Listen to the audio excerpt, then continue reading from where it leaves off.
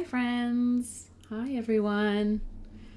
Good morning, good afternoon, good evening. Happy time zone wherever you are. I hope you're having a good Wednesday so far and a good week so far. Midweek. We'll get through this week somehow.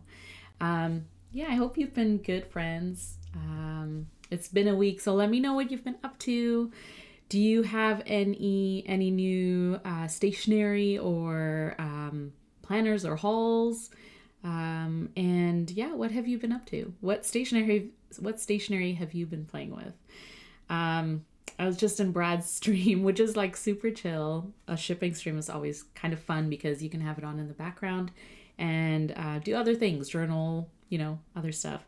And feel free to do that with my stream too. Just have it on in the background. What I wanted to do today is go through my currently inked fountain pens and do my currently inked spread for November.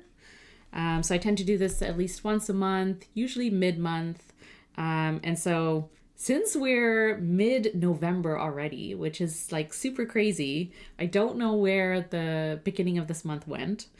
I thought I would do my currently inked and talk through just my fountain pens that I have inked this month, the inks that I'm using, what I'm kind of enjoying about them, and share that. Hi, Carol. How are you this morning? I picked up a new platinum fountain pen from Atlas. Oh, awesome. Did you get it through like Fountain Pen Day or some special event? I know Atlas was super, super busy for Fountain Pen Day, as were other retailers and other shops. But I know there were some good deals to be had, and I was very tempted. I did not get anything for Fountain Pen Day or anything recently-ish.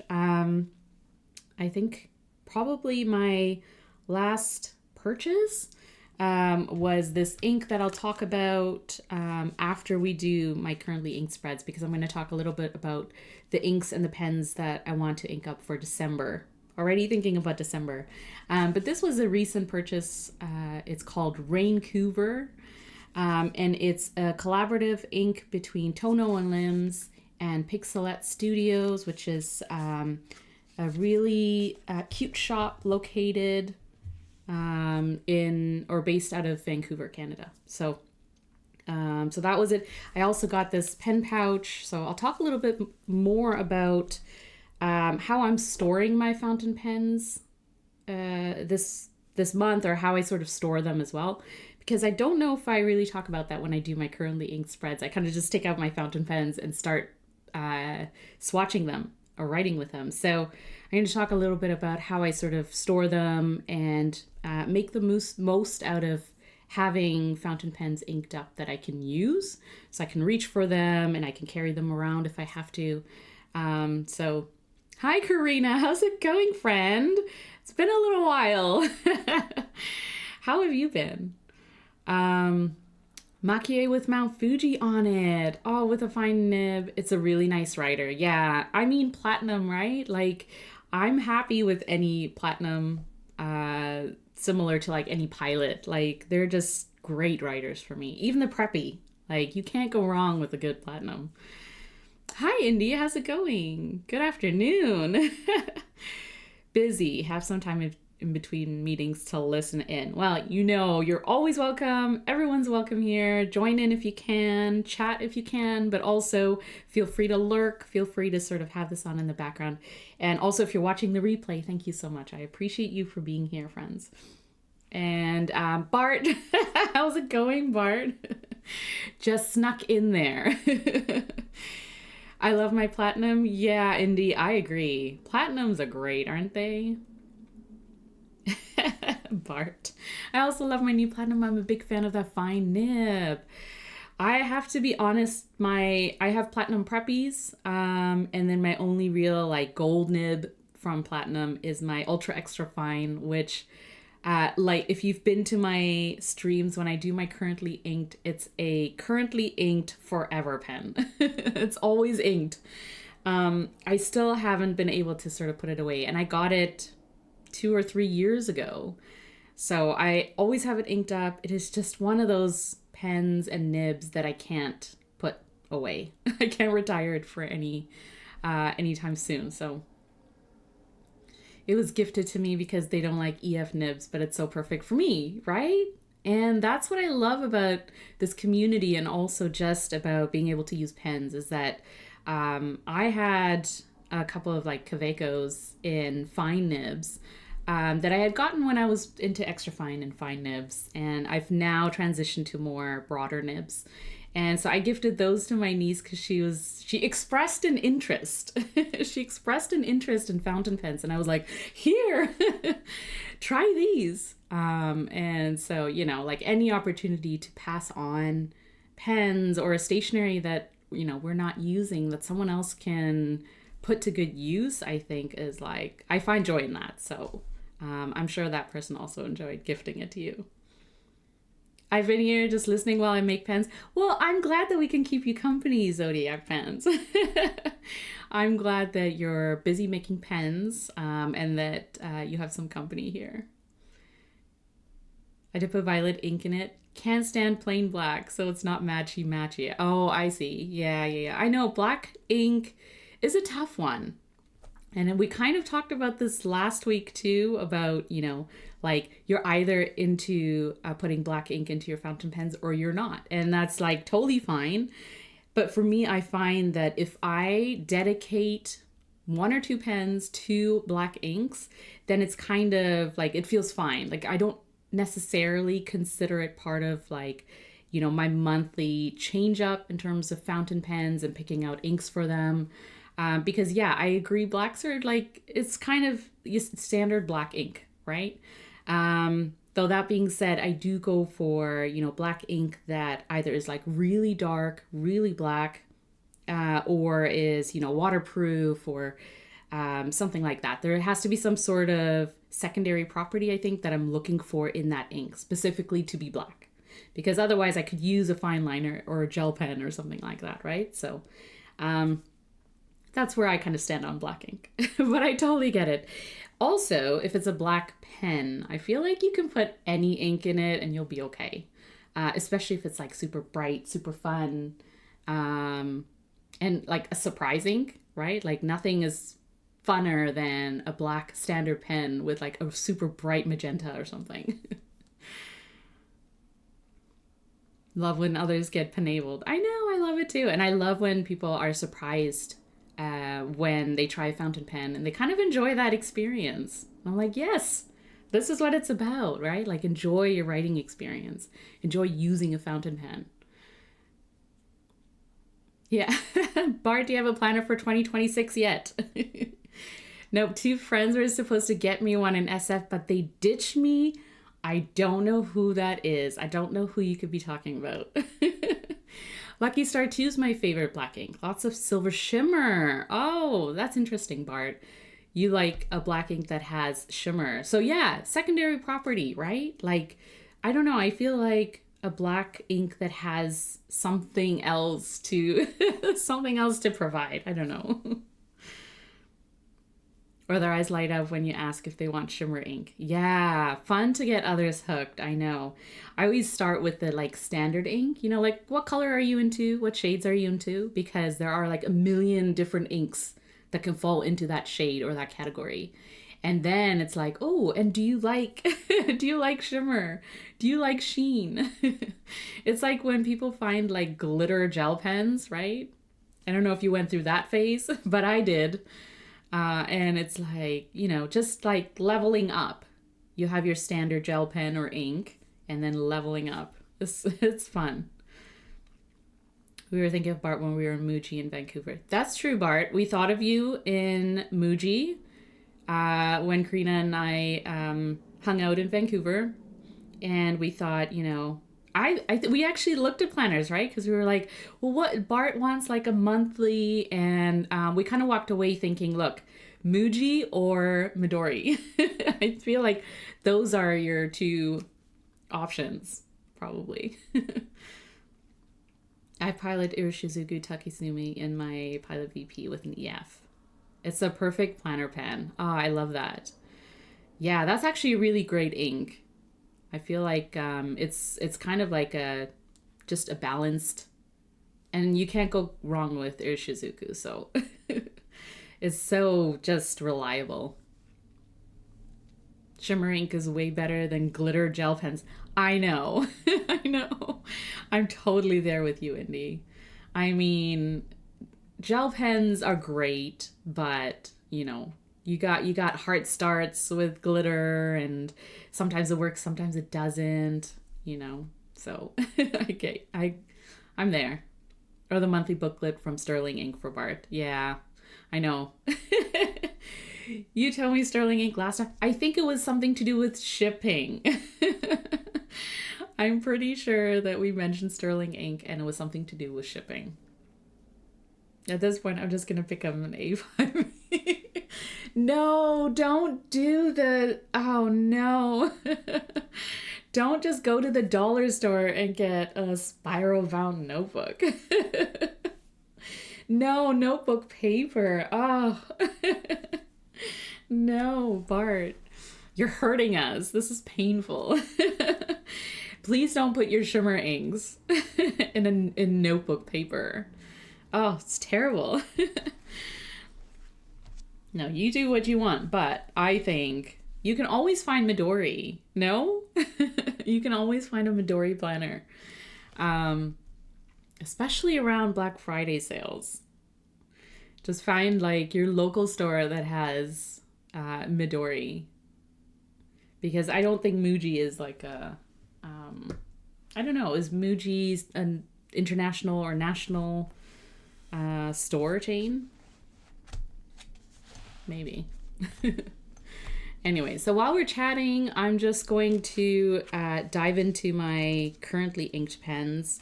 So we're going to do, this is my sort of typical currently inked spread that I do every month. Basically just taking out all of my fountain pens, minus preppies. I feel like platinum preppies do not count because you can have a million of them inked up and they're kind of just hanging around. But my sort of fountain pens that I use on the daily basis, but also that I've inked up for the month, specifically to sort of try out for the month, to experiment and to kind of explore as well.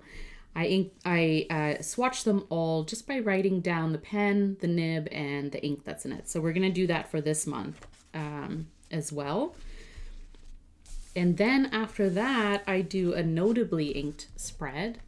And that's basically just taking my notably inked fountain pens, which is a term I kind of use loosely for any fountain pens that I've inked up for the month because I want to play around with the fountain pen. It could be a new pen, or I want to play around with a nib that's in it. And also sometimes trying out new inks that I got or inks that I wanted to match up with the nib and the fountain pen. So something notable about that fountain pen for that month. And I take those fountain pens and I create a more stylistic aesthetic spread. So if, for example, I have 20 fountain pens inked up for the month, which I sometimes do like over summertime where I have a little bit more time to write and I just want to try out different inks and, sort of do that. Then from the large number of fountain pens, I usually pick 10 or so that are kind of my notable ones, which is, the pens that I spend a little bit more time with, exploring and playing around with, drawing with, and just testing them out. And I usually create this spread, a notably inked spread, where, again, I sort of note down what the pen and the nib is, as well as the ink. But then I do a little floral drawing, and I find that, month over month, I kind of get a picture of the kind of inks that I'm leaning towards that month. And it can vary by season. Sometimes I find that, during the fall and winter months, because it's rainy and kind of cold and a little blah, I tend to go for more earthy, muted, darker tones. And then in the summer months, I tend to go for more brighter, fun, vibrant, those kinds of inks. And so you can kind of see the difference between some of those months where I'm like really into, you know, those fun and bright colors. And then it sort of winds down to more, you know, one or two where I'm kind of like, oh, this is fun. But the rest of the inks are kind of earthy and more, you know, down to earth. So that's my notably inked. So we'll do that after I swatch all of my currently inked. Talk about fountain pens and inks. I'll show you the inks that I am using. And then also just wanted to quickly talk about how I'm storing my fountain pens that I'm using every month. So for this month, I think for the last few months, actually, I've had maybe 10 to 12 fountain pens inked up. My usual go-to where I feel comfortable is probably around 15 fountain pens that I've inked up. And usually it's because they have different nibs with them and also different inks. So some fountain pens have specific uses, like for note-taking or journaling or using in my planner. And so I'm looking for inks that are fast-drying, nibs that aren't too broad so it doesn't take too long to dry or doesn't take too much space in a grid sort of sizing. And then on top of that, I have fountain pens that I like to have fun with in terms of journaling or drawing or kind of using in my other notebooks. And so usually what I do is I have them in pen pouches or on my desk in a pen tray. This month, because I only have 10 inked up, the 2 pens that I have sitting on my desk are pocket pens because they're super, super easy to use. And they're kind of standard inks. This one's a black ink. This one's a blue ink. And so they kind of sit on my desk. I can reach for them just to take notes and write with. And then the other 2 sort of storage for my fountain pens this month is a pen pouch, like I said, from Pixelette Studio. And it's really, really cute. I got this actually when Karina and I hung out in Vancouver. It was Pelican Hubs on a Friday. And Pixelette Studio put up some of her pen pouches and they go really, really quickly. And they're handmade by her. And so I really wanted to snag one. And so I went with the Harris Tweed in a purple herringbone pattern. And I don't know your opinion on tweed, but I'm one who did not like the texture of tweed all through my childhood. I had such a hard time with just like feeling it. It just felt so like rough and stuff. But as I'm like, as an adult and as I get older, I feel like there's something comforting about tweed. I don't know if it's just me or, you know, and I still feel that sort of rough texture, but it just feels really, really nice. And it could just be because it's textured and yeah, but I don't know what it is. And so anyways, I wanted the tweed pen pouch and you're able to put 4 pens in it. And so these are the pens I'm kind of doing stream of consciousness journaling with. And so it's just to like sort of journal and do like long form content. And so those are the 4 that I put in there. And the other pen pouch that I have is from Enliebe. And they are a Japanese brand. I got this probably a month ago, maybe 2 months ago, from Stationery Selection, which is also based in Japan. And I really wanted it because it's such a great size for holding notebooks, or you could put like your A6 planner in or whatever. And it holds 5 fountain pens. And so I really just wanted this to house sort of my to-go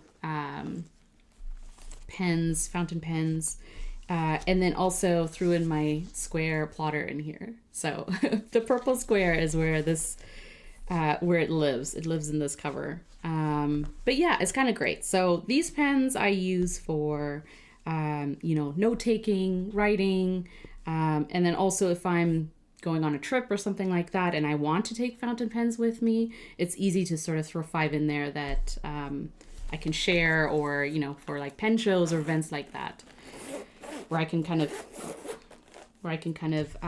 talk through my fountain pens. So I'm with you. I have anywhere from 10 to 15 inked up per month.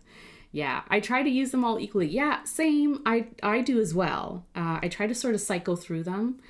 And depending on the nib, of course, and what I want to use that fountain pen for. So I have like 4 or 5 that I ink up just for like journaling or just long writing sessions to really use that fountain pen, experience it, enjoy the writing experience with it. And if I have about 4 or 5 or like a handful of fountain pens inked up for that purpose, I sort of cycle through them daily. Just like you said, Karina, to sort of, you know, give them a chance to live up to what they're meant to do. So that's kind of my spiel on storage, pen pouches, things like that. I always kind of cringe when people say that they throw their fountain pens into just like a pencil case. And I'm like, so I don't know if it's helpful to sort of see, you know, you can take care of your fountain pens and put them in special places and get pouches for them, because they're, you know, they're special and they're meant to be taken care of and given a little bit more love than maybe a regular gel pen. Your glitter gel pens, they can go in your pen case. But pouches and, you know, soft lined cases are kind of, they make me feel better about where I put my pens. So I am going to start by swatching my fountain pens, and I tend to do it sort of in a gradient or rainbow order or something that, you know, makes sense to me visually. And so I've already kind of pre-decided in the order of the fountain pens. But I'll tell you them as I write with them so that you're aware of what I'm using this month. You're welcome to take out your fountain pens and swatch them along with me if you want. But let me know if you have any questions too. Pencil box and notebook paper is how I do it. I don't even know why we're friends with you, Bart. You're a pen maker. And you are not using the right paper and you're not using the right storage. Just trying to cause trouble, aren't you, Bart? I love it. So this one is a Skogzy Baby Suero. And as you can see, it's very baby. It's a pocket pen. And I have had this inked up for probably a year or so since I got it from Skogzy at the SF Pen Show last year. And I threw in the Franklin-Christoph BB Sig. It is a double broad sort of stubby nib. And obviously it's black, it's a raven nib. So I felt like it just looks so good in this pen. And I inked it up with the one of the 2 black inks that I'm using this month. And if you've seen my currently ink, then you know I don't change this out, because it is platinum chokuro. So I don't want to mess with this too much. I use this, it's the blackest of all black inks, and it really is. And I use that in this pen mostly for sketching or drawing, just because it has such a broad line. So it's great for, you know, putting down a really wide line. But it's great to write with as well.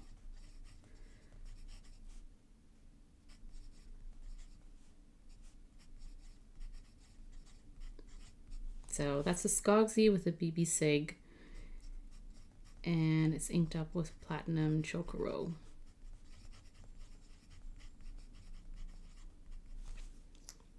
I just find the writing experience with this pen, with this nib, and this ink is just so perfect that I don't think I would change this up at all. So you can see how dark that black is.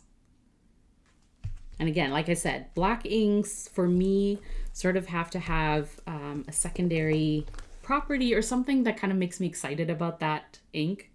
So standard black inks are fine, but for me, I kind of wanted to get that extra little step. It's Haywee, hi, how's it going? Too many to mention, Bart. Yeah. You have a massive collection of rickshaw cases in Galen leather. Yeah. I have seen your Galen leather case. Which one? The one that you had your Hobonichi cousin in, and it's well loved and well used. So I commend you for that.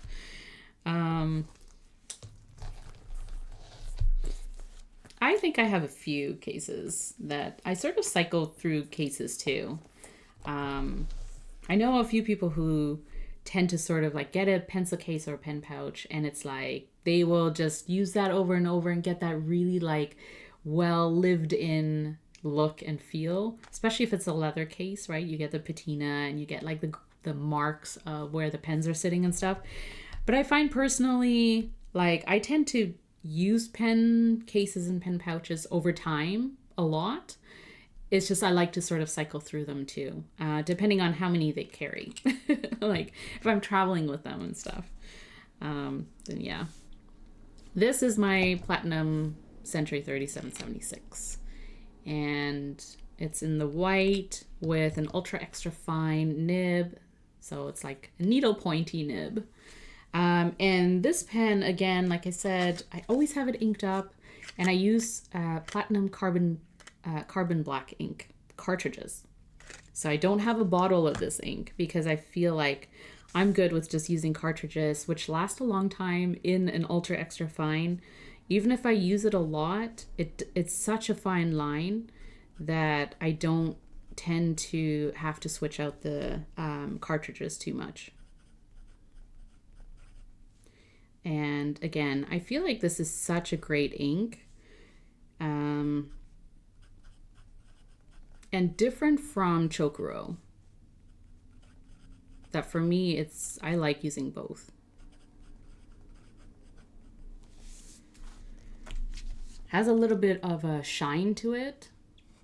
So when it dries, it might not be super easy to see that in an ultra extra fine. But when it dries, it has kind of a shine to it, whereas Chokuro is more sort of matte black. That's probably why it looks so dark as well. Whereas the carbon black ink is reflecting some light and it doesn't look as dark, but it is still a really nice black. So those are the only two black inks that I'm using right now. I've used a couple of other black inks, but I feel like these are like really good standard black inks for me, and I'm really good with them. So I don't really take my pens out of the house except for my planner pen. Since I work from home, I hardly ever leave the house. Yeah. They sit on my pen tray from Fountain Pendulum. Yeah, that's awesome. And if I take them out of the house, they're in a rickshaw. Yeah, for sure. I totally hear you on that, Karina. And I like using a pen tray as well because I think a lot of times when we get a fountain pen, the aesthetics or the look of the pen has a lot to do with why we're drawn to it. And so having them sit out on a pen tray is such a nice way of having a visual, a visual sort of like drawn, like you're drawn to using those pens because they're kind of looking at you, right? They're like sitting there looking all pretty. It's like, why wouldn't you take them out and use them, right? So I feel the same way. Though I do like having them in pouches because then I can have this sit with my journal or the notebook that I'm going to use them in. And I can kind of I feel like when they're sort of together, they're kind of a little family, and they if I'm using one notebook and I have the pens with them, then I don't have to reach for different things. But I do like having pens sitting on my desk though, I have to say. I do like having them sitting there just to remind me to use them, because it's so easy to just reach for and grab like a fine liner or whatever you sort of have sitting in your pen cup or pen case, your gel pen and things like that. But to really be intentional about using fountain pens, I find having them sitting there looking at you kind of drawing you to them is part of the experience as well. So my third fountain pen is a Pilot Custom 823, And I have filled it up, or I had filled it up with Hachimonjiya Ginzan Snow Gray. And I got this ink at the SF Pen Show this year. And I really, really like the gray color of this. And so I filled up the pen. And it actually takes a lot of ink. It's a vacuum filler, and you can get quite a large capacity of ink here. And I've almost written it dry. So yeah, I use this a lot. The nib is a signature nib. It's a stock nib from Pilot. So you can get this pen with that nib. And it's a really nice sort of rounded stub nib. So it puts down a wide line or broad line. And so you can kind of, you can use a dry ink, which is fine with this kind of nib. You can use a wet ink, and it really puts down a lot of ink. It looks very, very juicy. And I find you can also, with this type of pen and nib, you can use, like, you could try shimmer, which I haven't, but you could also use lighter inks, where like sometimes, if you have a really light ink that's not legible in, EF or fine nibs, if you go with a broader sort of stubby nib, I find that it's a little bit more legible. So you could potentially do that.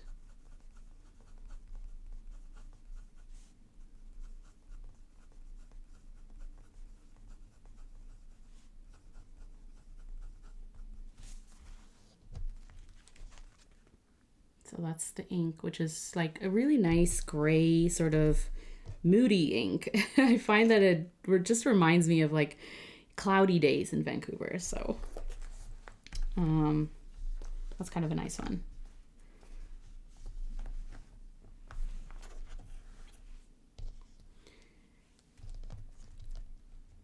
I have some sitting out, but I like having them with my notebooks too. Yeah, it's kind of a mix of both, I think. I like your currently ink stamp. Oh, awesome. Thanks, Indy. It's from Everyday Explorers Co. And it's an acrylic stamp that comes in like a stamp set, sort of a sheet of stamps. And it has to do with like fountain pens and stuff like that. And this one is also from Everyday Explorers. So it's just kind of nice to add a little bit to the spread instead of writing currently inked, which you can do. My fourth fountain pen, and this one I have had inked up for almost a year. I got this during Black Friday last year. It's a Leonardo Momento Zero with Stilo, a Stile collaboration called Kintsugi. And it's really, really pretty because you can see sort of those gold specks or gold leaf kind of material in there, flecks. And so it's really, really pretty. This is my only Leonardo, and I love it so much.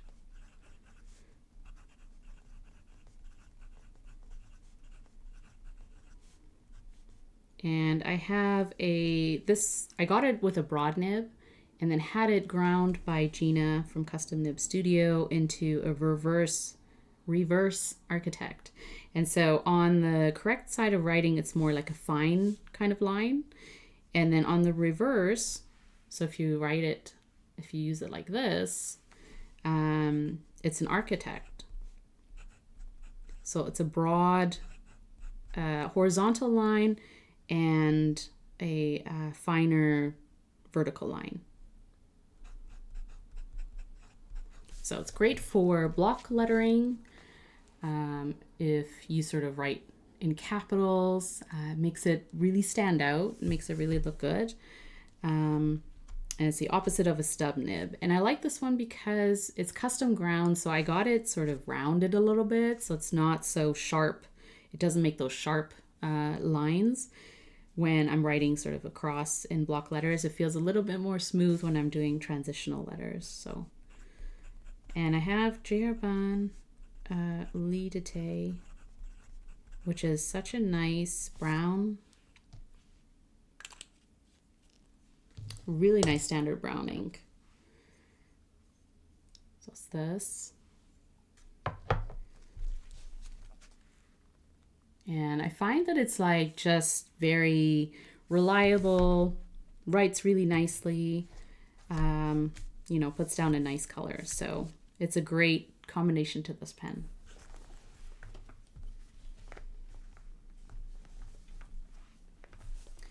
Hi, Ethrak. How's it going? It's been a little while. You love Leonardo? You have a few? Yeah. Like I said, this is my only Leonardo, and I feel like I'm good. Like, I love it. So I don't know if I'll get another one that will top this one. I just find that, like, the model, the color, or the, you know, the body of it, and the nib now just is so perfect for what I use it for and just how I use it, that I don't know, I find like I'm good with that one. So who knows, but I do love it, so I totally get it. Love Herbin inks, Lidate included, but I hate their bottles. Yeah, I mean, look, I know this groove sort of initially irritated me a little bit, because it's like, should I put, you know, like a dip pen or something on here? Like, why is it there? Right? Like the profile, it's kind of an odd sort of bottle. And the more I use it too, like, you're more likely to sort of hit the bottom with your nib if you're pulling it directly. I usually just put my converter in and pull some ink directly. But yeah, I mean, it's not my favorite bottle. It's fine though.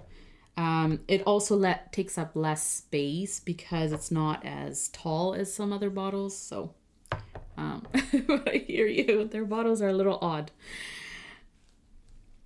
Do you worry about the carbon black ink ruining your nibs? I don't, because I mean, I haven't seen it ruin anything so far. I have seen the ink sort of sit on the nib, and if I don't use the pen often enough, then I will sort of wipe it, clean it off a little bit, and then just make sure the ink is running smoothly. I have found with Chokuro, if I don't use this pen, you know, daily, like if I don't use it often enough, it will have a hard start. And it's just because, you know, the ink is sort of sitting in there, not being used. And if that happens, I have an empty ink bottle by my desk that has distilled water in it. I take a couple of drops of it into a paint palette, and I just dip the ink in there and then wipe it off with a smooth cloth, and then it's good to go. So I have not had any issues with, you know, platinum carbon ink or even Chokuro in that way. Really, it's just about like using it as often as you can. And if you do start to see that ink sitting on the nib, I would just say, you know, wipe it off, give it a good cleaning every now and then. And yeah, I don't worry too much about it. I also, that being said, I also do use it only in certain pens, right? Like I don't, like carbon black or even Chokuro, I don't rotate it between my pens. So maybe that's one factor. I do just kind of, you know, keep it with one or two pens that are dedicated to those inks. So that's how I kind of approach the inks that are like special or like pigmented inks or even shimmer inks. I only have a certain number of pens that I'll use with those kinds of inks. I mean, I have to get one for my pen and ink book. Yeah, the stamps definitely do, because it's just like, I find aesthetically it just looks good. And it has sort of like one sort of look as I flip through my book over time.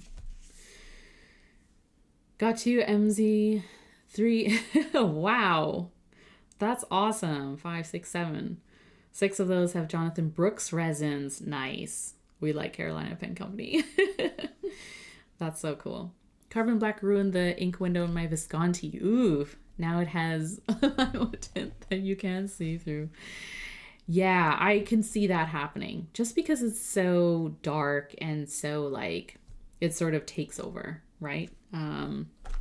But yeah, like with my, And maybe that's why I tend to use just, like, you can sort of see the carbon black sitting in between the tines there a little bit. But I do use this pen often enough that I think it doesn't sit on there for too long, but I can kind of see it start to have an effect. And then even with this pen, which I use Chokuro in, you know, it's a black nib. So you wouldn't see too much of the ink sitting on top of it. But I do sometimes find that it sits at the edge of that nib. And yeah, like I said, I sort of wipe it down every now and then, clean out your pens every now and then too, and then just be aware of what pens you put those types of inks in, I think.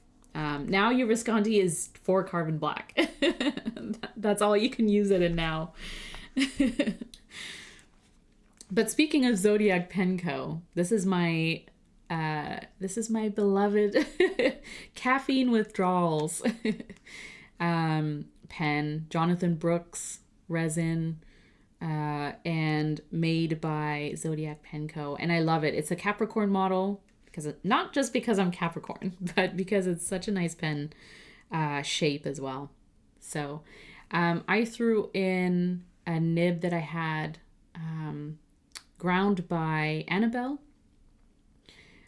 last year, I think, at the SF Pen Show, into a Broad-Cursive Italic. And I find that it's such a nice combination, the nib with this pen. And I have it inked up with Robert Oster and the TheCoffeeMonsterzCo collaboration ink Coffee Monster. It's called Coffee Monster. Just makes me laugh. And I've used this ink quite a bit. I've also given away samples that I'm kind of like looking at the levels go down, and yeah, trying to enjoy it as much as I can. But yes, so the pen looks like it's like swirly, you know, coffee latte with some cream in it. The nib is really fun to write with because it's a cursive italic, and it's a great ink to match with, I think.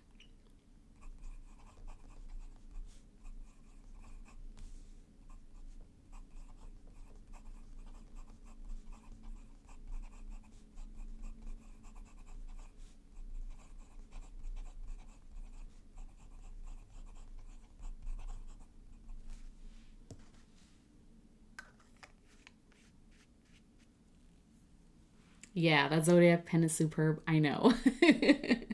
Every time I take it out and I show people, they're like, whoa, what a beautiful pen, right? That is so nice. So let's line that up.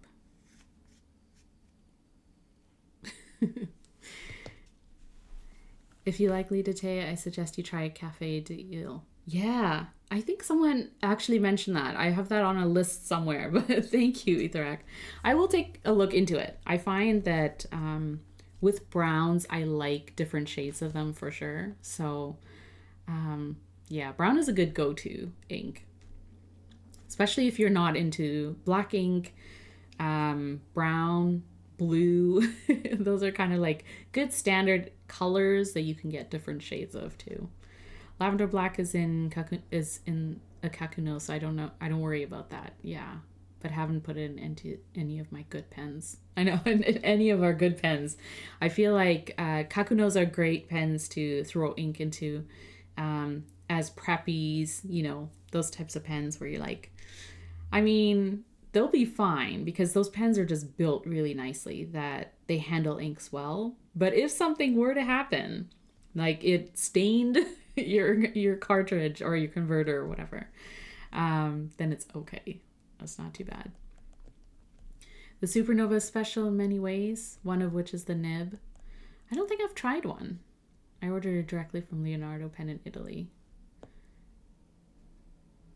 Oh, and you got it with a stub. That's, ooh, 0.9 stub. Awesome.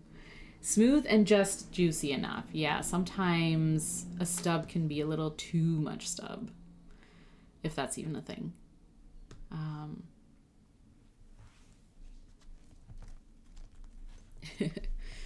It is a pretty pen. Then we're into my more journaling pens, I think. I have the Custom Nib Studio and Schon design pen called the Sashiko. And I got it at the P&W pen show. So in Portland, in July of this year, from Gena. And I love it so much. I think it's such a great sort of everyday writer. It's really light because it's made of Ultim material. And so it's really light, really nice to write with. And the nib I actually have in it is a specially engraved nib from Kirk at Pen Realm. And it was done for the SF Pen Show 2 years ago, 2 or 3 years ago. And I had it ground by CY from Tokyo Station Pens into, this is the mini, hold on, let me see. Oh no, this is the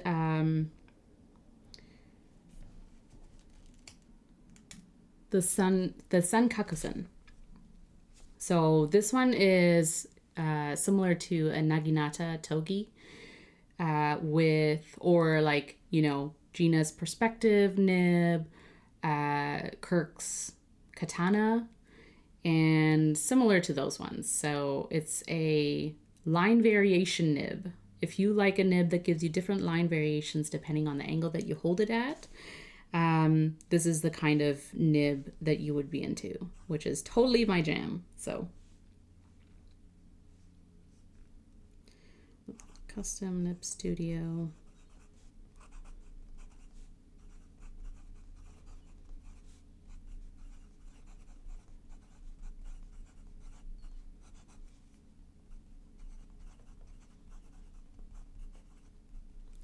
And the ink that I have in this one is the Edelstein Tanzanite from Pelican. And I got it at the Pelican hubs because our hub did not get any. I think we may have gotten 1 or 2 of the ink from this year, or we may have gotten 0, and then the hub mistress ended up being able to trade some bottles with someone else. And so we were pretty much given all of these bottles of Tanzanite, which actually is kind of my jam. I love, hi AIS. Welcome.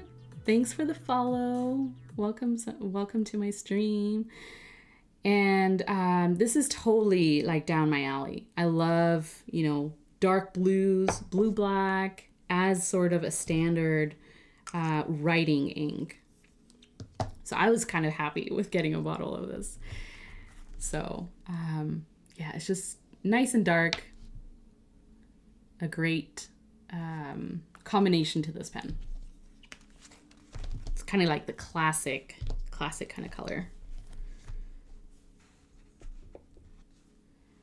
Yeah, they're stunning, and so is the bottle. I know, the bottle is really nice, isn't it? And it holds so much ink, too.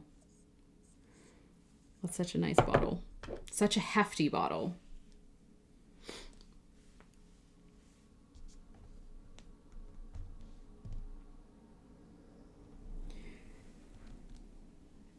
Yeah, you can order ground nibs from Kirkspear. Oh, yeah, that's a great point.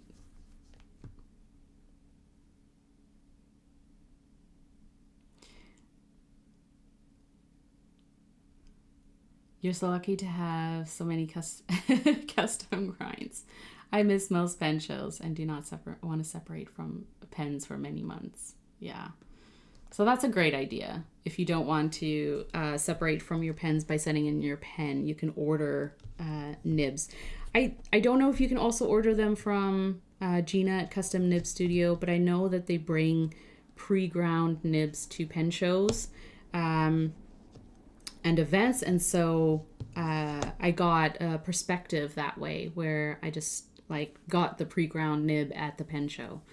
So there's those options too, where they kind of have nibs if you are able to get to a pen show, or if you're able to order from their website.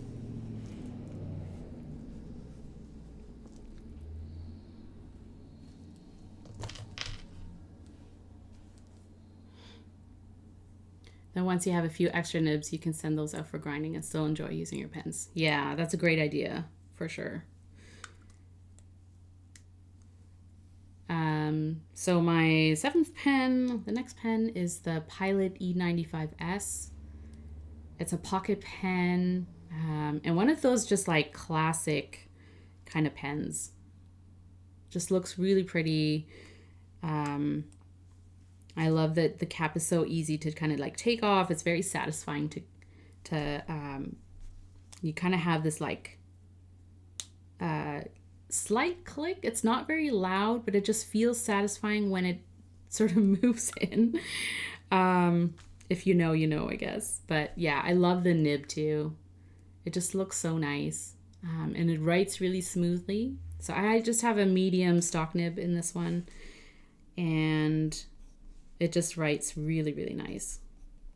I find, you know, with any Pilot nib.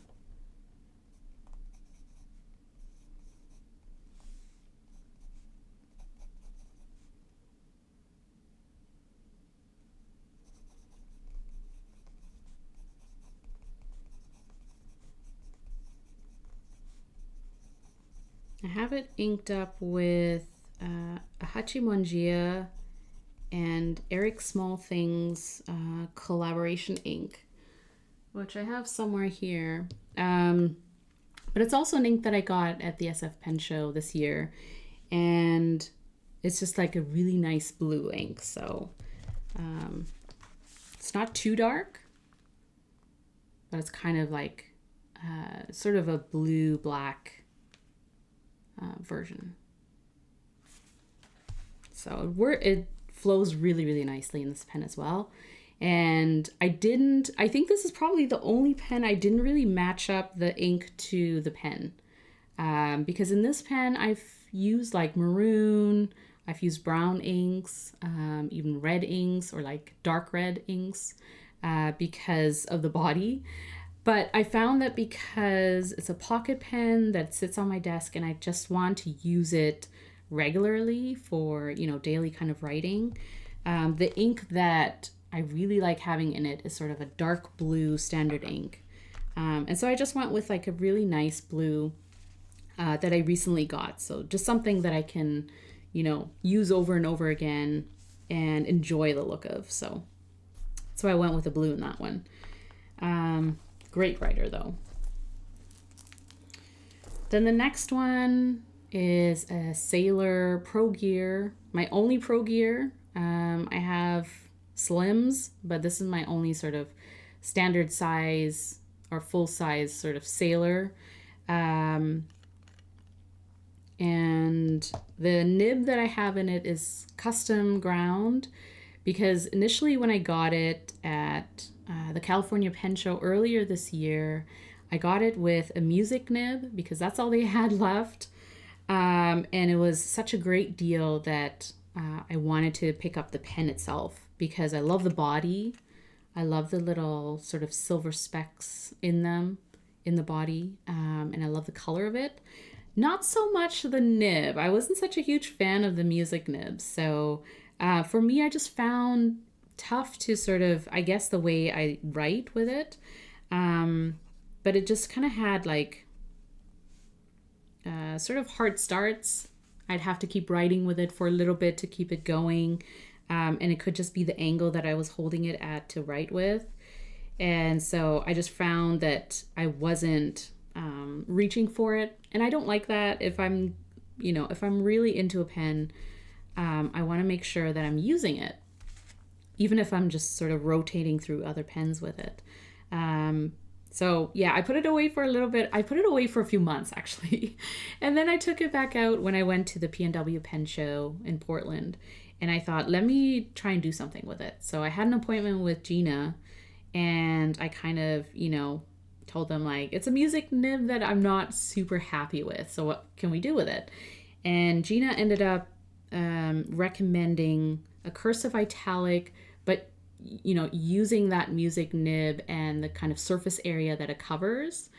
And so it's kind of a broad, but a little bit broader cursive italic,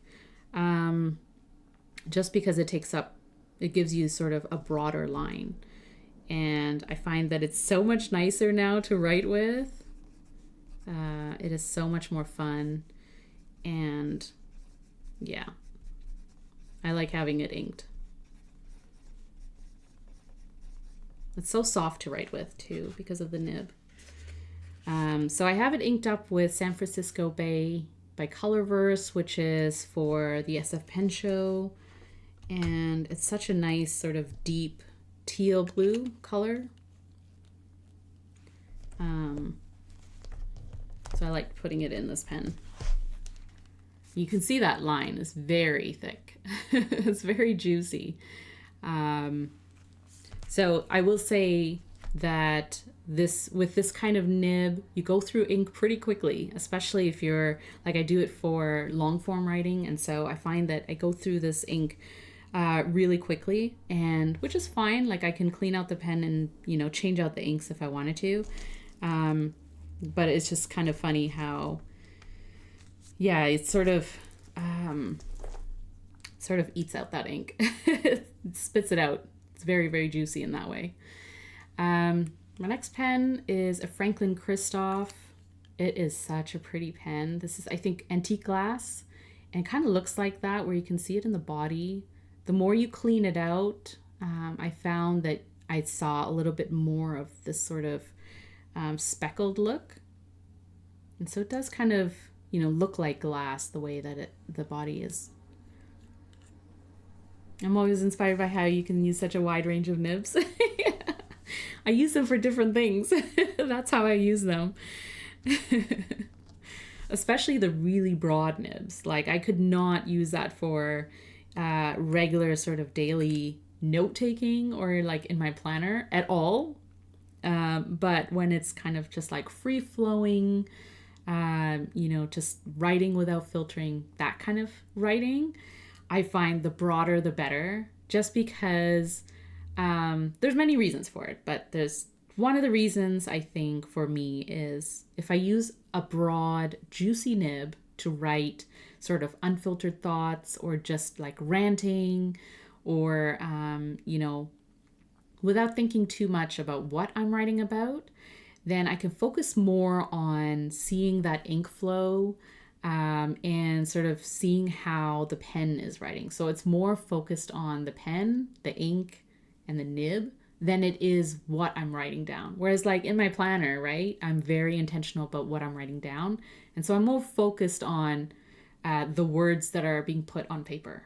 Whereas, and for that, I use the extra fines or, mediums are kind of the in-between balanced nib for me there. But yeah, like I said, if it's like for journaling where it's just writing stuff down, I find the broader the better because I'm not so much focused on the words, more so focused on what I'm putting down, or not what I'm putting down in terms of words, but ink. My writing looks like a puddle ink swatch with a broad nib. Yes, but you also write small. I can write pretty big. And I think my writing has gotten a lot bigger as I got older because of my eyes. I can't see. I have to write big so that I can see. I think I may have switched up the nibs here. Let me just double check. Yeah, I think I did.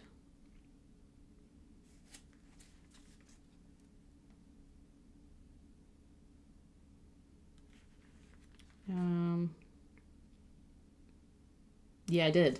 That's why I was like, I know these nibs. Why is this confusing me so much? So this one is actually a mini Sankakusen from CY. So I'll put that here.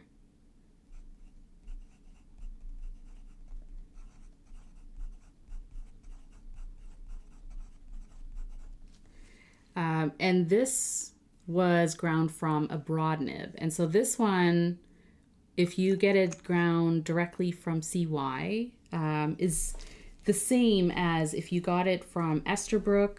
I don't know if they still do it, but back in the day when Esterbrook had the Techo nib that was ground by CY, but they just called it a Techo nib for Esterbrook.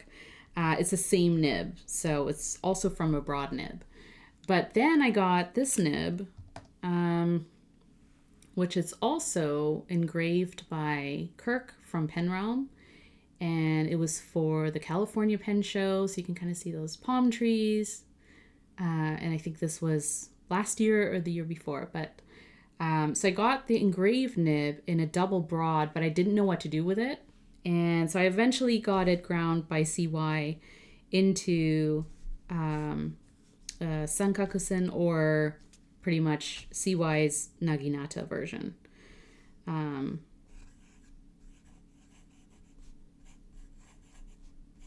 So if you write at a lower angle, closer to the paper, you're going to get a broader line.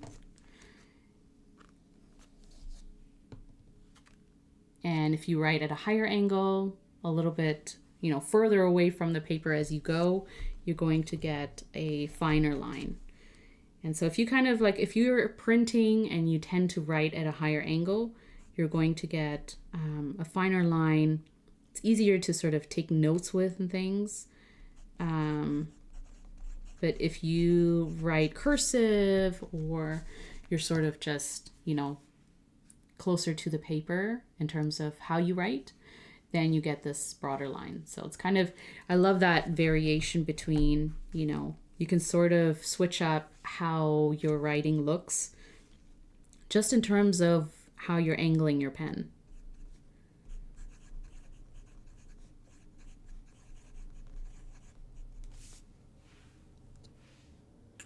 And I have it inked up with one of my favorite teals ever.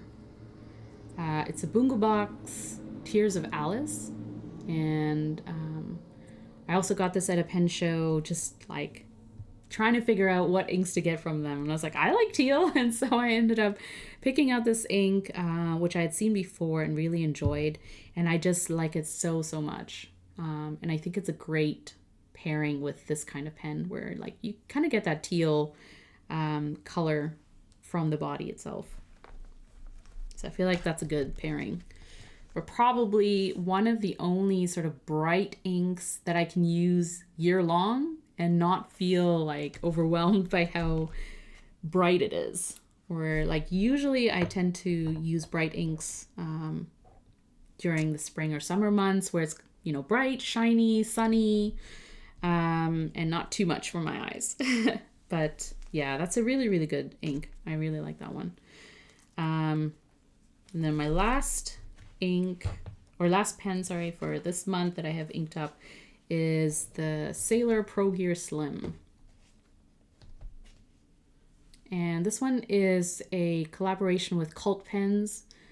And I think I got this a few years ago, but it's such a nice purpley color and very, very pretty. I got it with a broad nib. So usually with Sailor Pro Gear Slims, you get medium fine, maybe medium.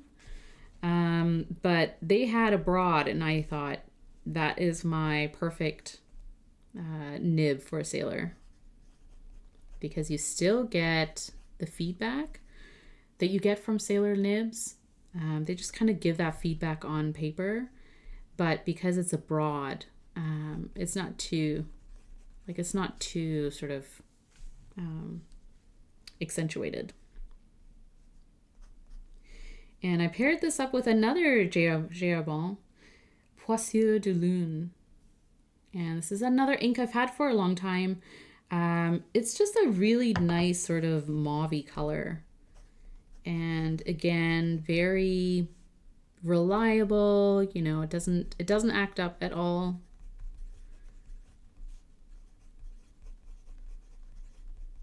And a great match to this pen, I think.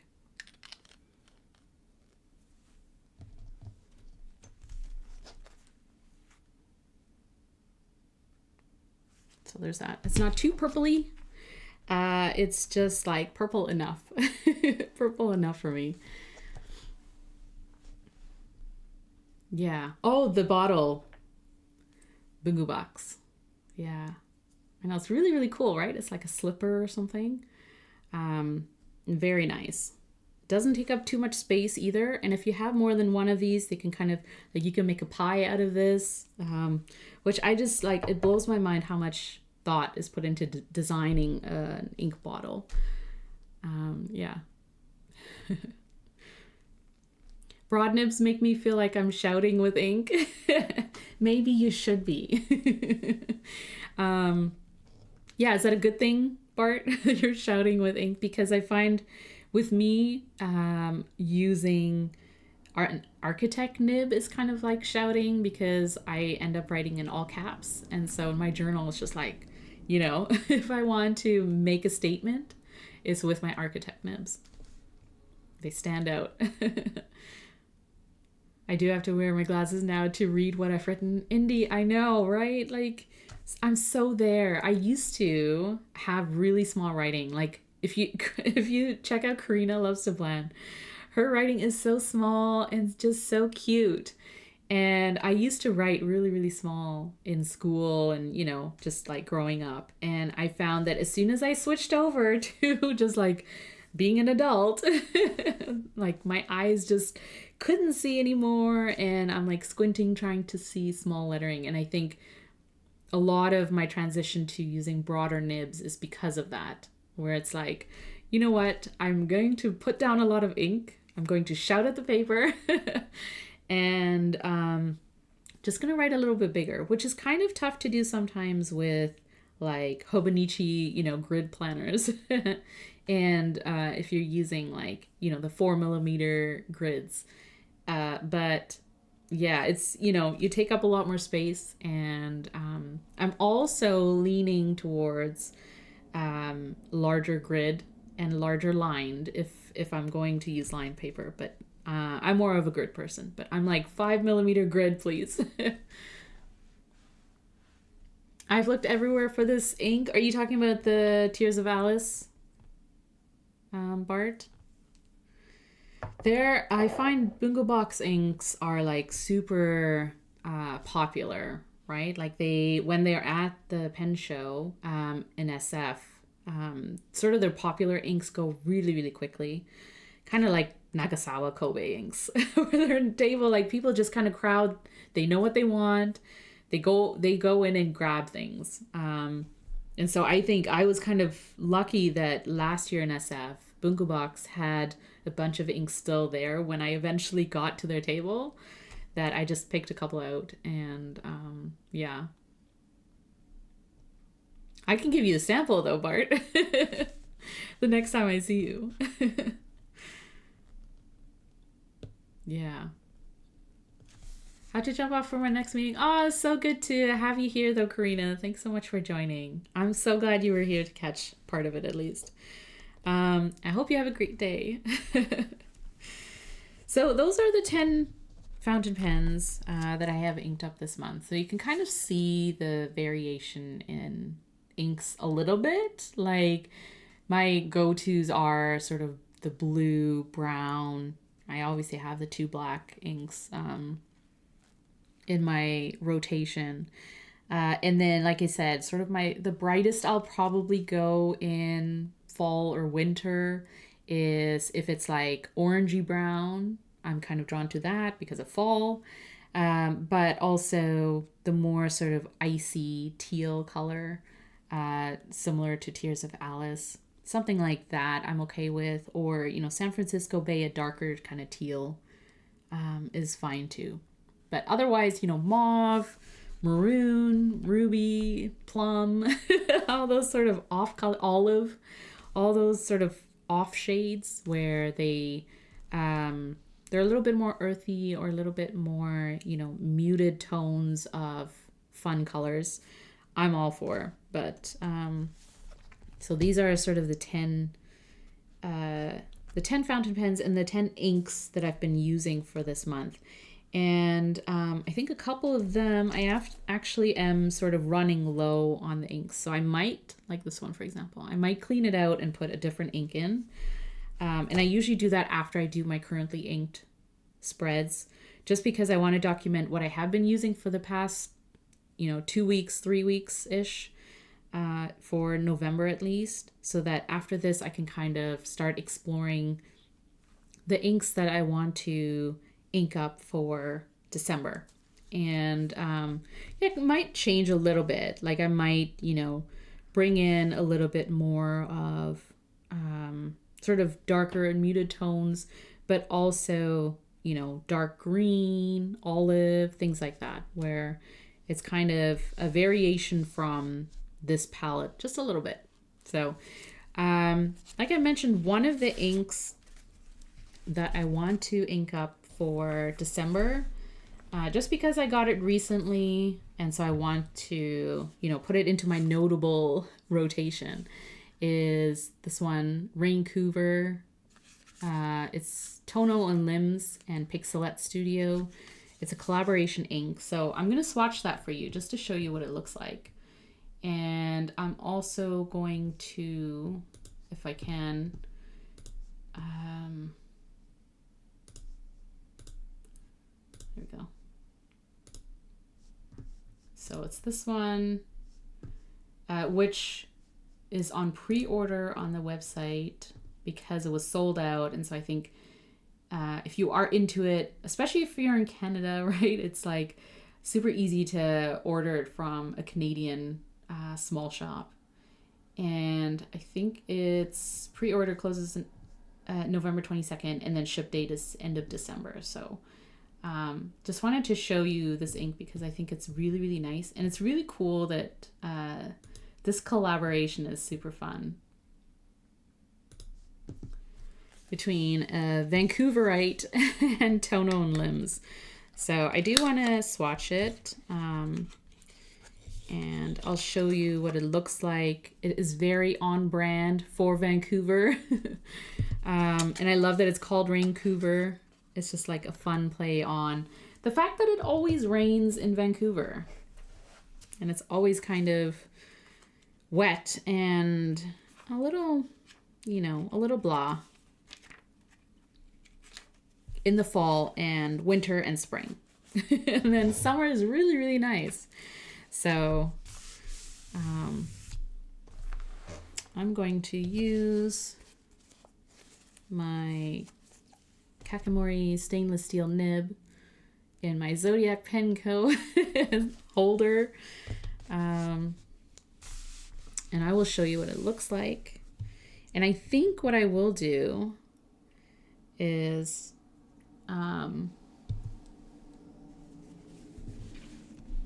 I will ink up, I'm thinking of inking up the Custom Nib Studio and Schon Design pen, the Sashiko, with this nib, with this ink, this pen.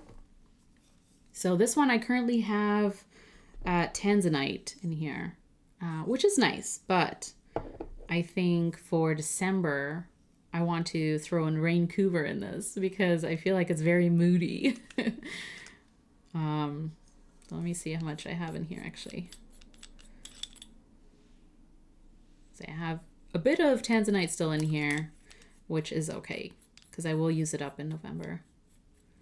And then I think I will throw in Vancouver because the nib too, because it gives sort of those broad lines, you'll be able to see a lot more of this ink. And it's a really nice like gray, but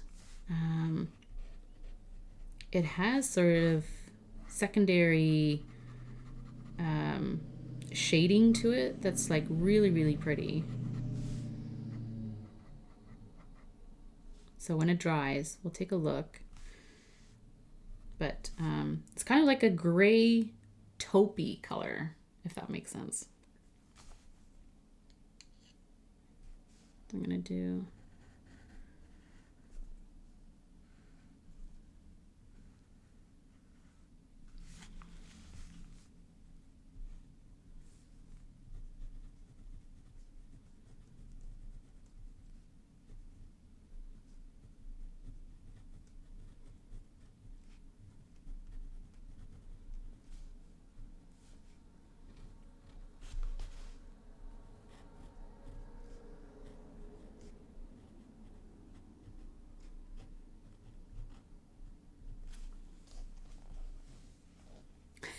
That's a pretty holder too. It is, isn't it? So on point with the colors. So that's Vancouver. So you can see as it's drying, like it just has really nice shading to it as well. And so it's not just like, you know, one sort of standard color where it's just like a gray or a brown or whatever. I love where it's kind of playing with different shades as well. And it's not kind of this sort of straightforward color. Oh yeah, here we go. So I was just wondering what the description for the ink actually was. Base color warm gray, undertones pink. Warm definitely. Gloomy definitely. The ink was inspired by the gloomy weather we get during the rainy seasons here in Vancouver. 100%. Oh, it's so good. But yeah, so you can sort of see the swatches. Let me see. Can I click on this? Maybe not. But yeah, you can sort of see the undertones, but also just how the ink pools and the shade that you get there. Just like, for me, it's kind of this taupey brown shade. Very, very nice.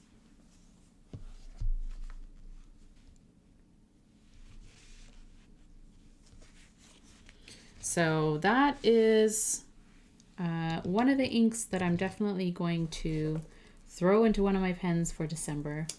And that's kind of my thought process after I have a chance for a couple of weeks per month to sort of play around with the pens that I inked up notably for that month.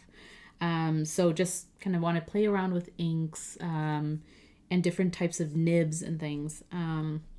Then I sort of start thinking about the other inks that I have, whether they're new inks that I got or if they're inks that have been sitting around for a little bit that I've neglected maybe, but are great for seasonally. They sort of match my mood in you know, the season. Or if I have a pen and a nib that I want to play with, and then I kind of look at, you know, matching inks or inks that work really well with that kind of nib. And that's how I go about deciding what I'm going to ink up for the next month. Like, I don't know about your thought process when you think about, you know, what you want to use in the following month. Or if you just kind of do it spur of the moment, which is like totally fine. And I sometimes end up doing that too, where I'm like looking at my pens and decide that sometimes there's a pen sitting there that I love, you know, I got it for a reason, but it's kind of just sitting there and I feel like it's time to put it into rotation. And so that's how I kind of, you know, look at it. Yeah, you like that ink too? It's really pretty, right? Hi, Needle Girl. How's it going? Yeah, it's just like one of those inks that, you know, I feel like it has a lot more to offer than just looking at it as a standard ink color. So I know it's sort of like a warm gray description, but for me, really, like it has all these sort of undertones that bring out so much more. And I would definitely throw it into a nib that can kind of show off the spectrum of, you know, the shade that it is. So yeah, that's very nice. We'll definitely ink it up.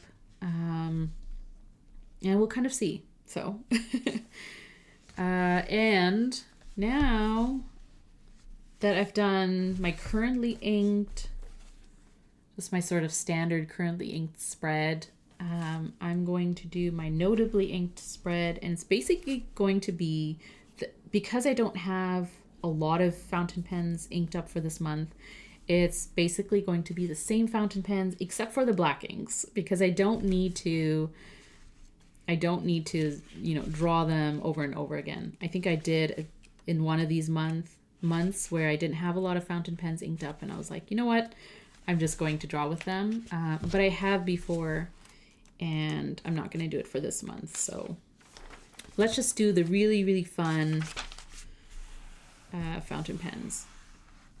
So I think there's 8 of them that I'll draw with. And It's just kind of a fun way of like using your fountain pens, right? Especially if you don't use them daily.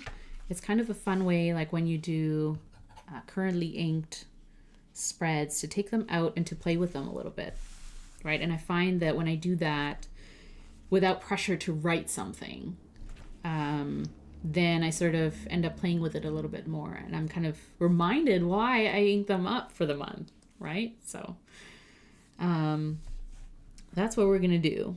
And let's see. I'll do it in the same order that I have written here. So if you missed the first part, we're going to go through fountain pens and inks again. But we're going to do a little bit of drawing with them as well. And I find that when I draw with fountain pens, they feel a little bit different in terms of writing, especially if you're not using cursive, or, you know, you're not doing sort of hand lettering or something like that with your fountain pen. I find that just doing like standard writing with it is a little bit different than if you're using it for drawing or sketching. And when I do a little bit of drawing, it's kind of like my way of swatching a nib and seeing how it sort of handles, you know, transitional lines, loops, you know, ovals, that kind of thing. And then also, because I'm sort of shading in these abstract leaves, it gives me a little bit more of a feel, not just how the nib feels when I'm drawing, but also what the ink looks like. And sometimes when you're writing with like an ultra extra fine or, you know, a fine nib, you don't always see the secondary properties as you would if you were drawing with it or coloring, right? And so I find that when I do this exercise of a notably inked spread, I can get a little bit more of a feel for the nib and the ink too. So this is the Pilot Custom A23 with a signature nib. And I have it inked up with Hachimonjiya, Ginzan Snow Gray.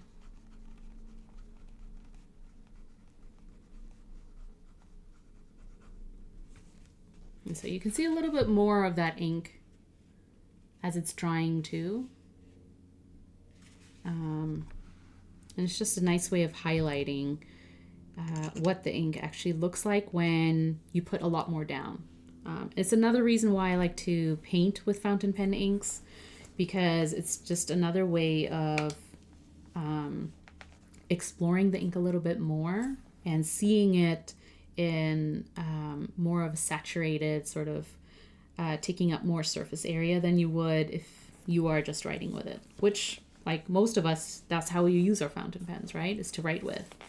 And if you're one of those people who uses finer nibs, then this is a great way of sort of highlighting the inks that you're using in those pens if you don't necessarily see them when you're writing with them. So this is the Leonardo Momento 0 with Stilo and Stile. And I have a reverse, let's do this, reverse architect.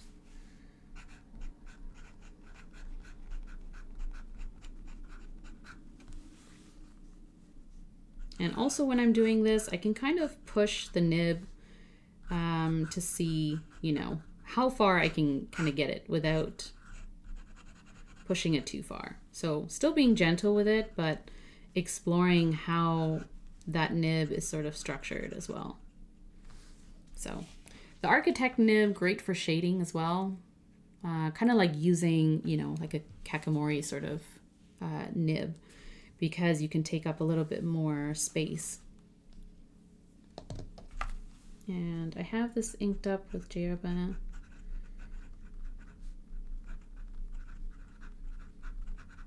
Lidate.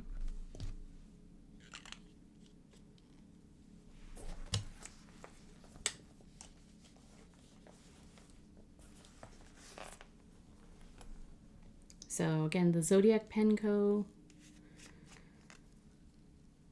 Capricorn model with Broad-Cursive Italic, which is also really fun to draw with because you get those sort of wider lines at an angle.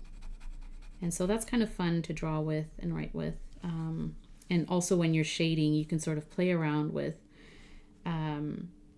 how much you're coloring in. So it's kind of fun to leave a little bit of white space there to get highlights when you're shading.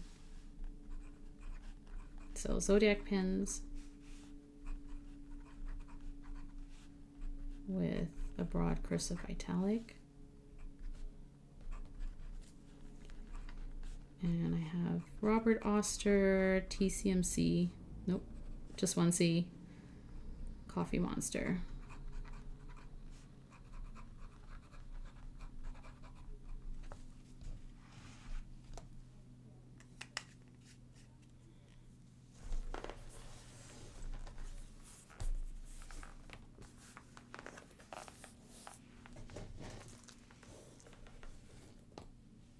Hi, RKO Pen. I'm always so glad when I can catch a live stream. I'm glad that you're here too. I'm glad that you can catch a live stream and hang out and just kind of chat about pens and stationery and other things. What have you been up to? How are you doing? I'm just doing my currently inked and notably inked spreads. So this one is the Sashiko by Custom Nib Studio and Schon Design. I guess Schon Design for Custom Nib Studio.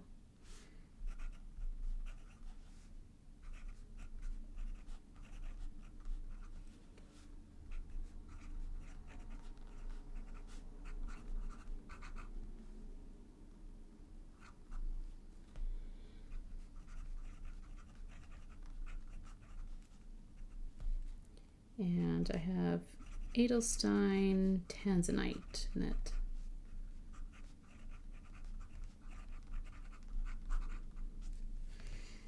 And this is actually the mini Sankakusen, so.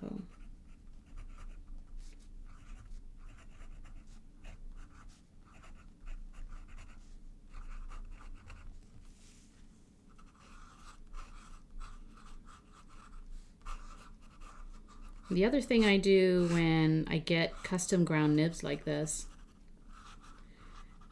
is I do these sort of drawings, these floral drawings, while I'm testing out those nibs.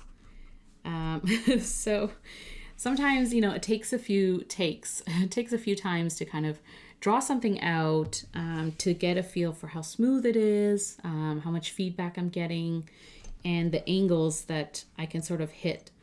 And so it's kind of a great way of, you know, how people sort of do, you know, S's or loops or things like that to get a feeling for a nib, and whether or not it sort of lines up with how you hold your pen, your writing angle, and if it feels comfortable for you.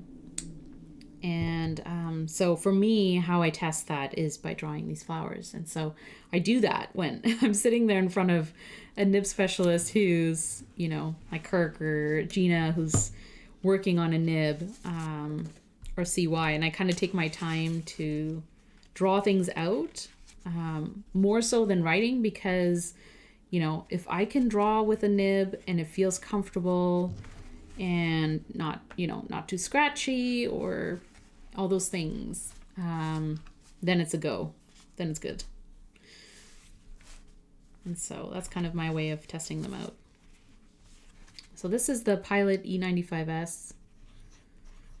So obviously with stock nibs, I can't do that before I buy something, especially if I'm ordering it online. But I do like to test out a pen once I get it to see whether or not I can feel, you know, the comfort of the angles that it makes. Good playing with inks. Picked up new wet pen inks. Nice. And how are you finding them? I've heard a lot more about wet pen over Fountain Pen Day and sort of following. And I'm very, very curious. So let me know what you think.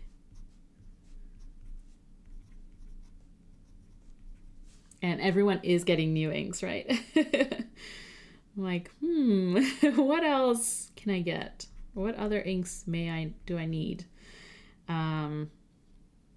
So with this one, I have Hachimonjiya.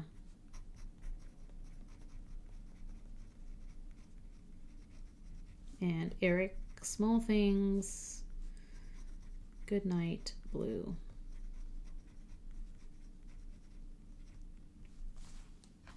So really nice blue. Sort of a standard blue-black variation, very dark blue.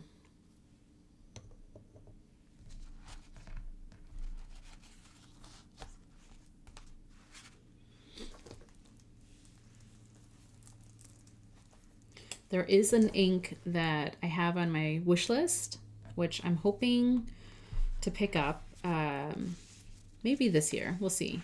I think Atlas actually has it in stock, but trying to see if there's a local way of getting it as well. But it's Sailor, Shikiri,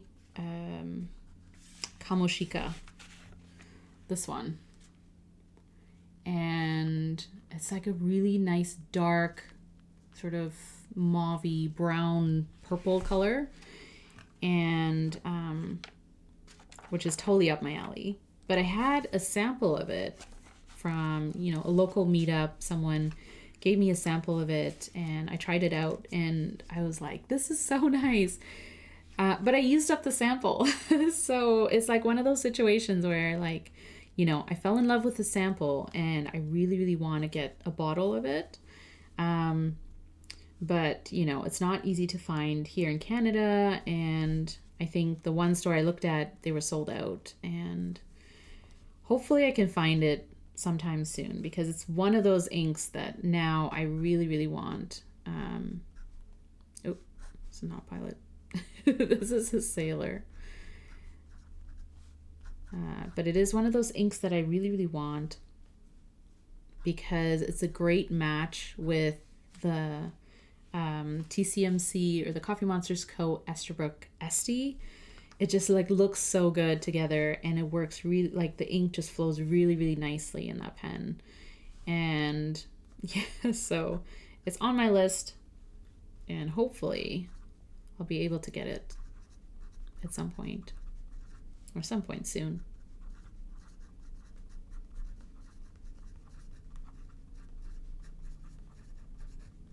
So this is the Sailor Pro Gear. I think it's called Soda Pop or something, soda. I'm just like quoting Demon Hunters right now, but it's called something like that. And I thought it was really, really cool because the silver glitter does kind of look like bubbles, which is really funny and really fun. But yeah, so this is the kind of broad or maybe double broad cursive italic that Gena ground for me out of a music nib. And so it is kind of running out of ink. I'll probably ink it up with something else for next month.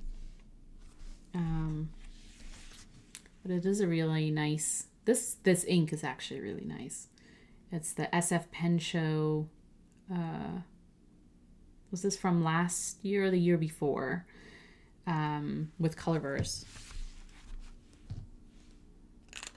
Maybe 2 years ago. Because this year was San Francisco Fog. Last year was the reddish one. And then the year before was teal, I think. And speaking of teal, this is the Bungubox Tears of Alice again. And the FC46.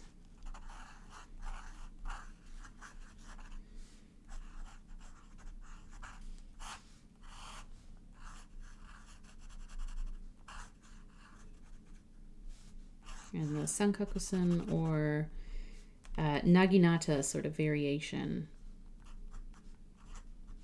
nib.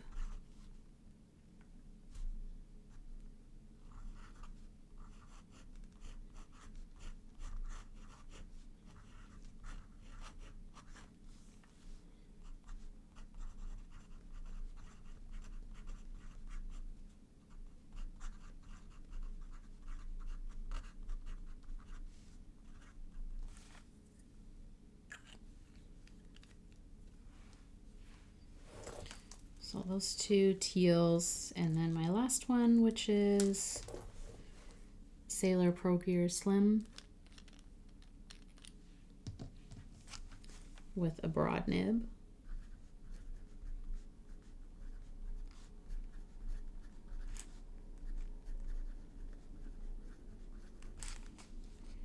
And this one is inked up with Herbin, Poussière de Lune.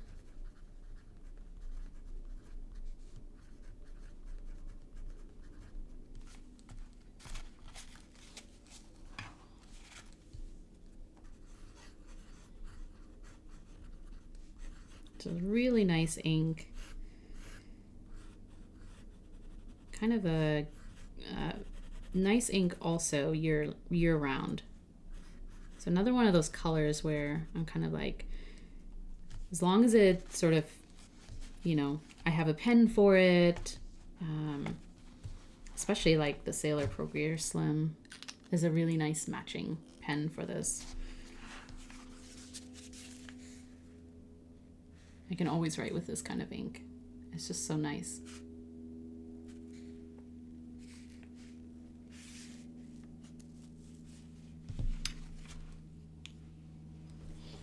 And it also it matches really well with the pen pouch too. So I feel like I might need to keep this inked for another month or two, just because it's so matchy. So that's my notably inked spread.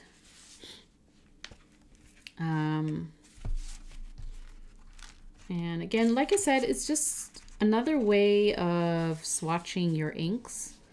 And using your fountain pens just to kind of explore it a little bit more, get a little bit more of a feel for the ink, especially like you don't have to draw flowers. Obviously, you could doodle whatever you sort of feel comfortable doing, and whatever kind of feels natural to you. But it's a great way of practicing sort of, you know, shading, drawing, sketching, seeing a little bit more of that ink. Especially if you are using shimmer inks or sheeners, or even inks that have, you know, a nice shade to it when it dries. It's kind of a nice way of exploring and also highlighting those different inks that you're using, getting a feel for the nib. Again, if you got a new pen with a nib that you're really excited about, or you got a custom ground, it's a great way of, you know, pushing that nib a little bit to see what it can do and how it sort of puts down those lines. So that's why I like doing a notably inked spread along with my currently inked, because my currently inked is really much just a document. You know, I'm just documenting what fountain pens I'm using in a month. And sometimes if I'm neglecting a fountain pen, it's kind of sitting around, I'm not really using it too much. A great way of, like, when you do your currently inked spread, it sort of highlights like what pens are you using, which ones are you enjoying in that month, and which ones are kind of sitting there. And maybe, you know, you sort of need to reignite your love for that pen a little bit, or it's kind of time to clean it out, put it aside for a little bit, and move on to something else. Bring out another pen that's kind of sitting in your collection that maybe you haven't used in a little while. And this, you know, doing it in a currently inked spread, or sort of sitting down, taking them all out, taking an inventory of what you have in front of you, especially when you're using, you know, something like fountain pens where there's a little bit more maintenance and care involved. It feels like, you know, it's a nice way of documenting and highlighting what you have and what it is that you enjoy about them.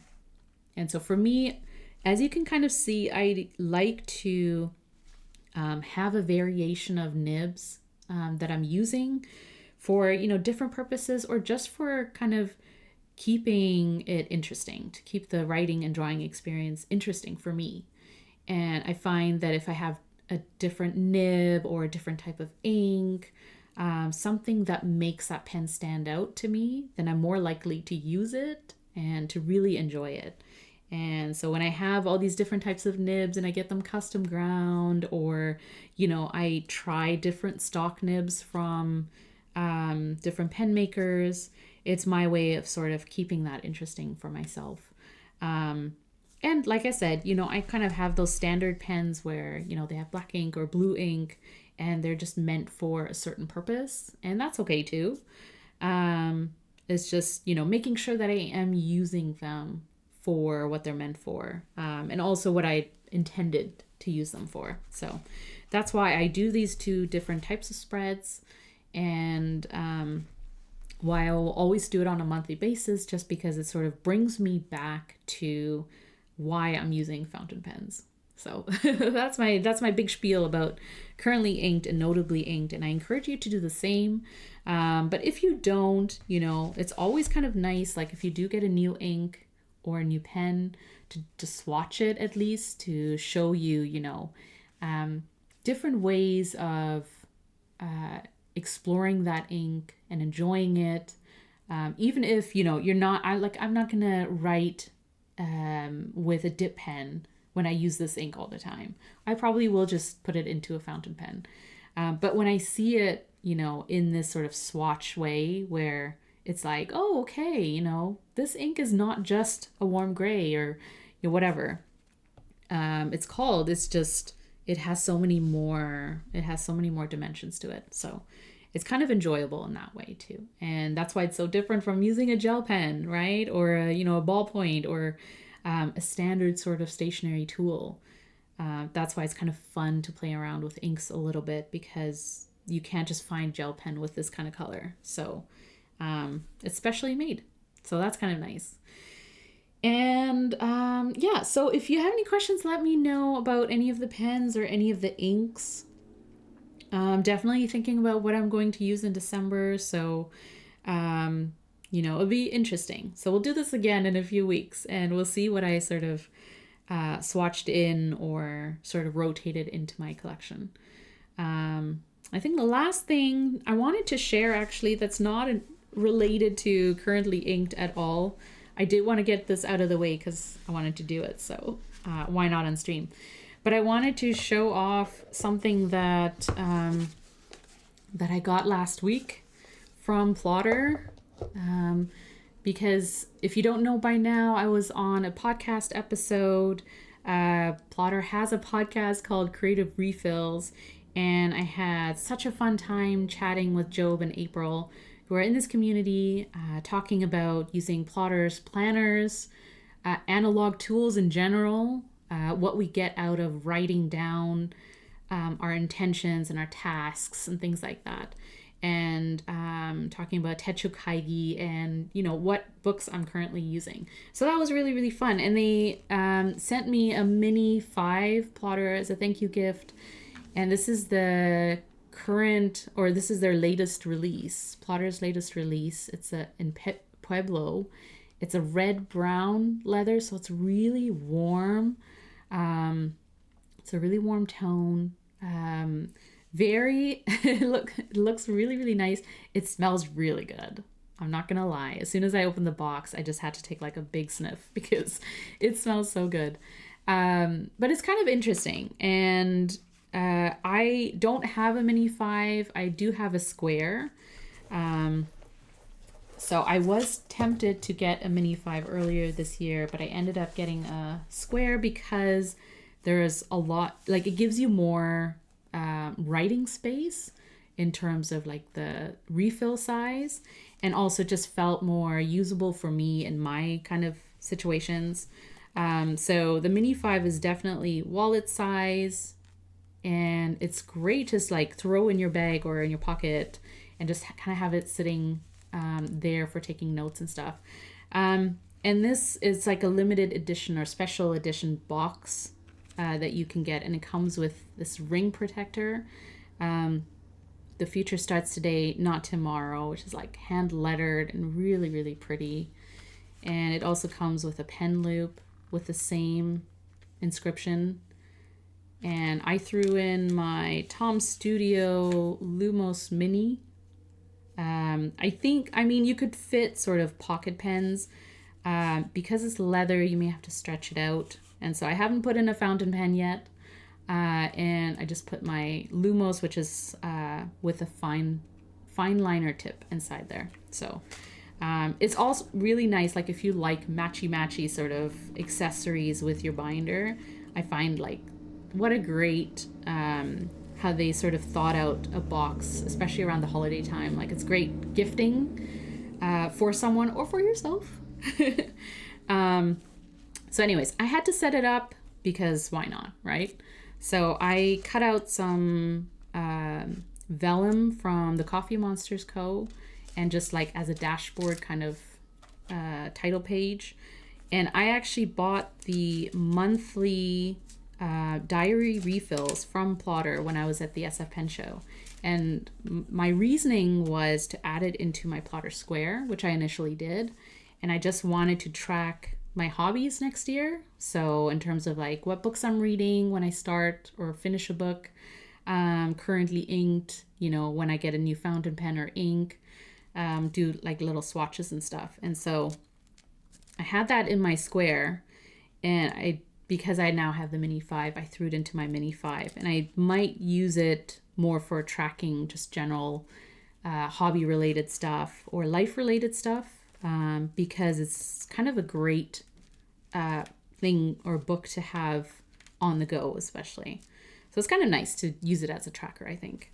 And then I cut out, I have this from the Square. It's a Square refill. So you can use Square refills for the Mini 5, or you can buy this for the Mini 5 and just use it. Or you can cut out paper to be, you know, this size that you can sort of fold in. And that way you have a little bit more surface area to write in. And then I just cut out paper that I had lying around. So I had TRP grid paper that I haven't used from past notebooks, and I just cut them into the size. And I think I'm just gonna sort of use that for notes. I also cut sticker release paper, so I might have some stickers in here, and then made a little vellum folder. So everything is kind of like this really cute size, right? So if you have these sort of like papers lying around, things like that, it's kind of nice to add them into, like, it doesn't have to be a plotter if you have a ring binder or something where you can sort of add in paper inserts, or, you know, throw them into a notebook or something like that. It's kind of nice to cut down paper that you're not using and throw it into a place. So yeah, so that's kind of, just wanted to share that because I'm really excited to build out and finalize my 2026 planner and journal lineup, which I know we're in November. Like, we should be finalizing. Like, if you are into using analog planning tools, hopefully you kind of know what you're going to be using for 2026. I do. I think I have everything that I need, which isn't a lot, but just in terms of like dated products or dated books. I know Bart doesn't have his monthly yet, but I think I'm pretty set.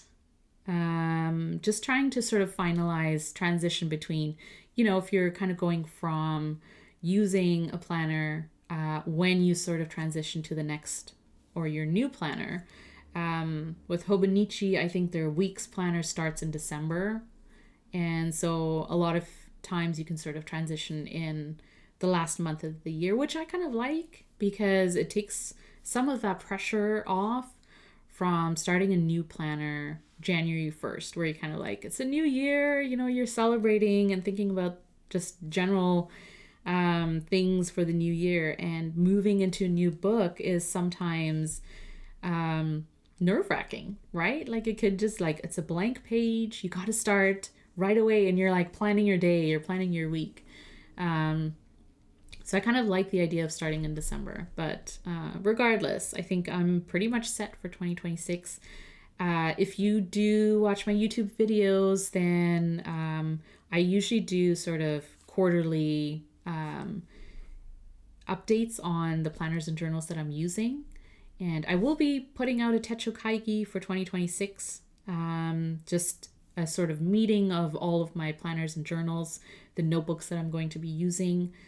the ones that I have used this year and things that I'm kind of changing up for next year. So if you are into that kind of thing and seeing what other people are using, I will have that in the next couple of weeks or so. And then I'll probably share it or talk about it a little bit on my stream as well. So if you are into planning and journaling, I encourage you to, think about your lineup, get a feel for it, really enjoy using those analog tools because they're here to, I think, to really make us enjoy that process a little bit more, right? And so, make the most of it. Enjoy it. Have fun. Play in them. And I also like sort of matching up the stationary tools that I'll be using in my planners and journals. So like figuring out the fountain pens or, all the different types of other tools that I'm going to use in them. And I just find that whole process really fun and something that's enjoyable. So hopefully, you're sort of thinking about your new year as well and what you're kind of like taking into it. And keep enjoying your hobby. Like that's part of having stationery in our lives, is that because it's a hobby, it's something that brings us joy. We can kind of keep moving forward, keep finding those things that make us happy, and play with them, use them to, their capabilities, to what they're meant to be doing. So that's it about planners, journals for now. Stay tuned for more if you're into it. And this is my currently inked setup or fountain pens that I'm using in November, which I will, in the next couple of weeks, I think I will start to sort of move towards what I want inked up for December. And I think some of them will probably stay the same or similar in terms of the types of ink colors that I'm using. But, you never really know. You never know. I might get new inks that I really want to use in my fountain pens. And that always plays a factor too. So thanks so much for joining me. I had so much fun. I always love, having company while I do this. It's kind of great to plug in and just kind of enjoy your fountain pens, but it's also really fun to have other people that you like chat with and, these are the inks I'm using. So what are you using? I love sharing that kind of stuff. So if you got some new inks or you got some new pens, enjoy them. Have fun. I hope you really like them.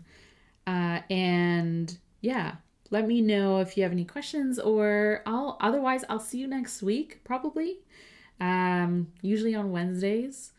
And I'm sure I'll see you in the other streams because it's a great community. So you're so welcome. It's Haley. I'm so glad you were here. I hope you sort of had fun or enjoyed having me on, chatting away about fountain pens and inks and other things. But thank you so much for being here. I appreciate you so much. Thanks for being part of this community. Go play with your stationery, and I'll see you next time.